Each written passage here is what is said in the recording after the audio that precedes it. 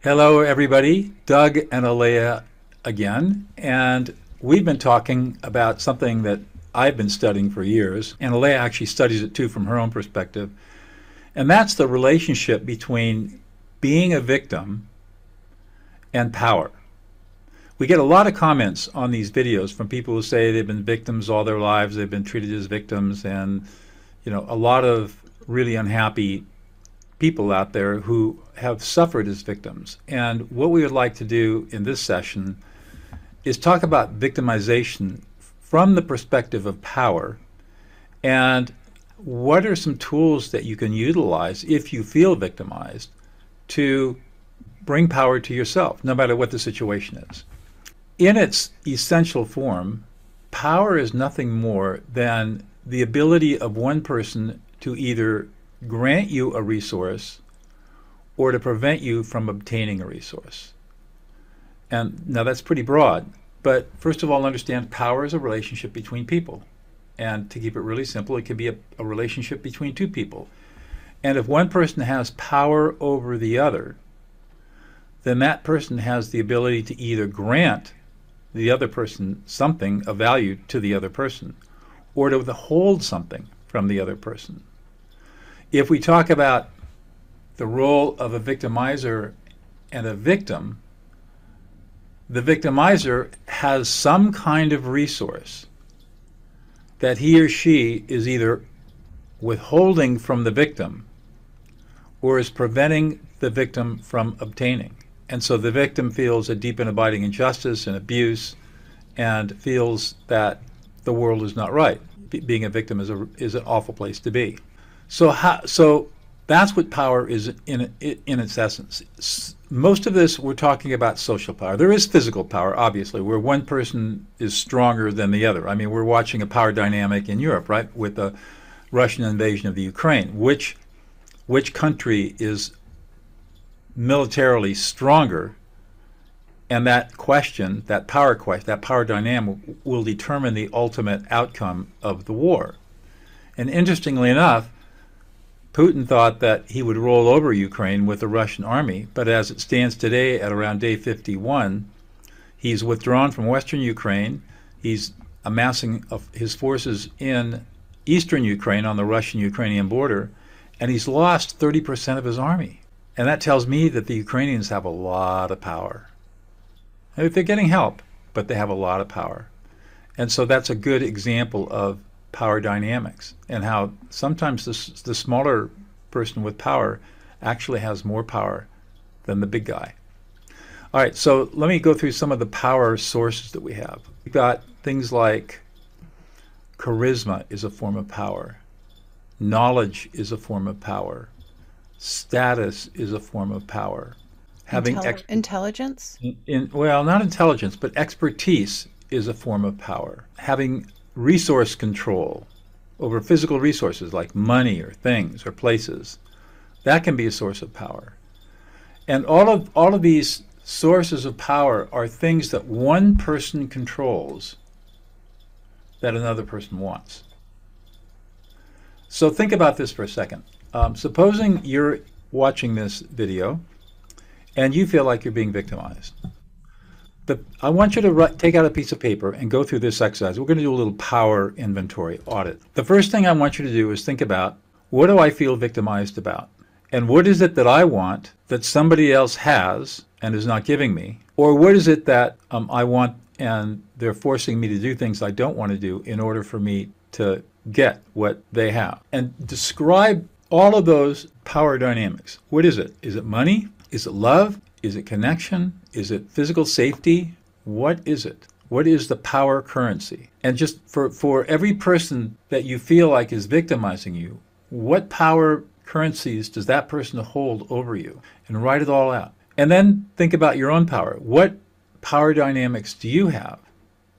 What are your power resources? Do you have knowledge? Do you have charisma? Probably not. Do you have expertise?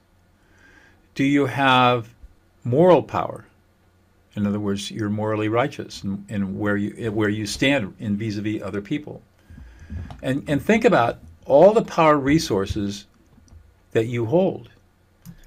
And what you will find is that even if you feel like you've been victimized all your life, if you start thinking about what power do you hold to yourself, it's really quite a lot. You've been so focused on, if you're a victim, you've been so focused on what you don't have or what this other person can take away from you, that you haven't really focused on what do I have and how can I influence with the power that I have. So just do that power inventory. Now, if you look at the list of what your victimizer, again, assuming you're in a victim place, you look at this person who's got power over you. Look at all those things that this person is either withholding or is not giving you or that you want from them. And ask this question. What would happen if that power resource was not important to me? I just don't care about it. I could take it or leave it. I'm indifferent to that power resource. So let's say, for example, that it's a relationship power like love or affection or connection. What if you just said to yourself, that power resource withholding connection or love or affection for me, or beating me up or verbally abusing me, I don't need that. That power resource no longer is important to me. And whether I have it or not, it doesn't matter. And as you sit in that place where you make the power resource immaterial, where you're indifferent to it, then feel how the power dynamic changes. Power only exists as long as the person without the power values the thing, the resource, that the person with the resource holds. As soon as you make that resource immaterial or unimportant, the person that had power over you has no more power. The power goes away because it's all about perspective and perception. Now, you can take some really extreme examples of this, and the consequences can also be extreme. For example, you could say you're in a cell, and the people that have you in the cell imprisoned can feed you food and water, and that's necessary for you to survive. But imagine what happens when you say, I don't care whether I have food or water. If I'm to die here, die of starvation or of dehydration, then that's my fate. And I no longer care. It's not that you're apathetic. It's that you're removing the power that they have over you by giving you food and water, by saying it's no longer important to me. And this is why you see people go on hunger strikes very often, is that they're removing the power of the punisher to continue to punish them. Now, obviously, if you are in a cell and you want freedom, then the people who have imprisoned you are going to have power over you. But what if you say, I'm perfectly free right where I am. I'm free inside myself. And it doesn't matter to me whether I'm living outside or inside. And the fact that other people have confined me here makes no difference to me, because my life is the same no matter where I am, and I am me no matter where I am. You've just removed or greatly diminished a power resource. Now, this can be a little hard, because if you go back to my metaphor about being in prison, supposing you have loved ones on the outside that you desperately want to see again and hug and hold. As long as somebody can withhold that connection from you, they have power over you. And so your job would be, in that horrible situation, is to say, I don't need that loving connection. I'm indifferent to it. I have enough loving connection inside myself that I can just be satisfied and live my life exactly the way I am, right here in this condition. And as soon as you do that, the power, they have the physical power to control you, but the psychological power is gone, and you're no longer a victim. So do a power inventory. Look at the power that the person who is victimizing you has or has had in the past, and figure out a way to make yourself indifferent to it. I just don't need this. I don't care. It's not important to me. It's not apathy, because the need you have, you're going to have to satisfy some other way other than through this other person. And then look at your own power. What do I have? What do I have that this other person wants? So you're a victim. Maybe you have something that the victimizer wants. What is it? And can you withhold it? Because that gives you power. And by working the power that you have against the power the other person has, even the weakest person can exert an enormous amount of power over the strongest person. And we see this over and over and over again in history, how the weak have overcome the strong simply by shifting the power dynamics. So if you have found yourself to be in a victim position, think about the use of power, withholding resources or giving resources, and think about how you can change your perspective to shift the power dynamic so that that victimizer no longer has power over you with that resource. Aleya? So all of those brilliant aspects, and I'm just thinking about a particular example to kind of bring it into a palpable feeling experience. We think about wanting acceptance from others. A lot of us want to be accepted by others, someone in your life. And when you are wanting that from that person at an energetic level, an emotional level, you are looking externally for your needs. And the moment that you look externally for your needs, as Doug said, you become the victim. And so when we start just becoming really aware of, oh, I want that person to accept me, to value me, to appreciate me, to love me, to support me, whatever the need is, you have the opportunity just with that awareness to make a choice to retrieve that responsibility and essentially fire them.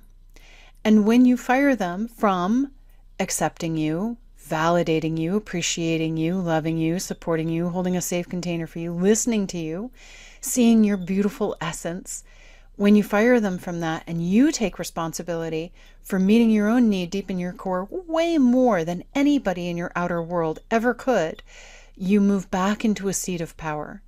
And in our culture, we have been trained to look for our needs externally, which creates the victim mentality. So no wonder we fall into it every other breath when something falls out or disappears and we have fear of loss. It might literally permeate our day-to-day existence, constantly afraid of loss because we've been programmed to look for our needs externally.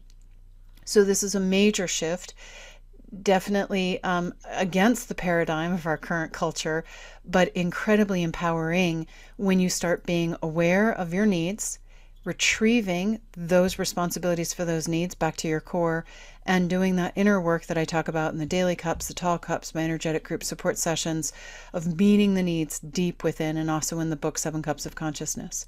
So when you make that shift of retrieving that responsibility, you step back into power, or into power for maybe the first time, and you leave the cycle of the victim, the victimizer. And when you're in power, meeting your needs deep within, you actually stop eventually getting triggered by the victim and the victimizers in your life and in the world, because you're holding a neutral place and not giving your power away ever. Hopefully this little tutorial on social power and doing power audits and understanding the nature of power will help you, especially if you have found yourself to be in a place of victimization. You can become empowered. It takes a mind shift to do it. But if you just understand power dynamics and are willing to give up that thing that this person holds over your head, then you can become powerful rather than powerless. And or retrieve that which you've given away. That's right. And one last piece before we complete, and that is sometimes we're in relationships with people and we're aware that we want them to validate us, appreciate us, respect us. Okay, be with that. Choose it. Recognize that you are looking for your needs externally, and maybe they'll give it to you. Maybe they won't. But if you're aware that you're looking for your needs externally, then that actually puts you in a bit more power than navigating in an unaware state. Yep. Thank you, everyone, for joining us. Have See a you great next evening. time. Bye.